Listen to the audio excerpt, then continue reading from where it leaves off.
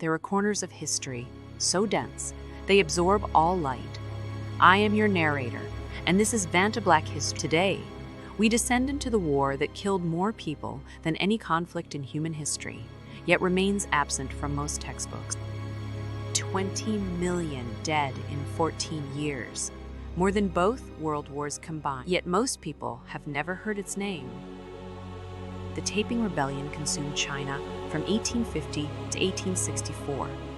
The official death toll varies wildly between sources. Some records were deliberately destroyed, others were never kept at all. Open any Western history textbook. You will find detailed chapters on the American Civil War, which killed 700,000 people. You will find extensive coverage of World War I, which killed 17 million, but you will struggle to find more than a paragraph about the Taiping Rebellion. It killed 20 million people in 14 years. The disparity is not accidental. The standard account describes the Taiping Rebellion as a Chinese civil war led by Hong Xiuquan, who believed himself the brother of Jesus Christ. It lasted from 1850 to 1864. The Qing dynasty eventually defeated the rebels. Here is where the official record begins to fracture. Contemporary Western observers in China documented population collapses that exceed even the highest official estimates. British consul reports from Nanjing describe entire provinces emptied of human life. French missionary accounts detail cities reduced to scattered bones and empty foundations. These were not war casualties. The pattern of concealment becomes systematic when you examine who kept records and who destroyed. The Qing dynasty burned most official casualty reports after the war ended. Western powers collected detailed intelligence but classified it for over a century. Chinese communist historians later minimized the death toll to avoid comparisons with their own policy. 3 separate institutions had reasons to bury the truth. We are approaching what the evidence actually reveals about institutional memory. The Qing needed to hide their near collapse.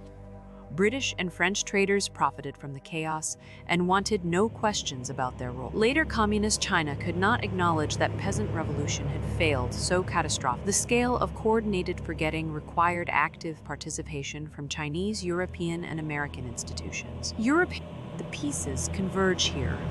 The Taiping Rebellion was not just forgotten by accident.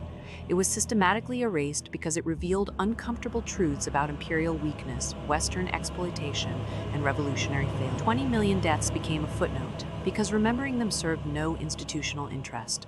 The genocide disappeared because forgetting it served everyone in power. Here is what actually happened. The Taiping Rebellion killed approximately 20 million people through warfare, starvation, and systematic slaughter between 1850 and 1864. It nearly destroyed the Qing dynasty. Western powers exploited the chaos for commercial advantage.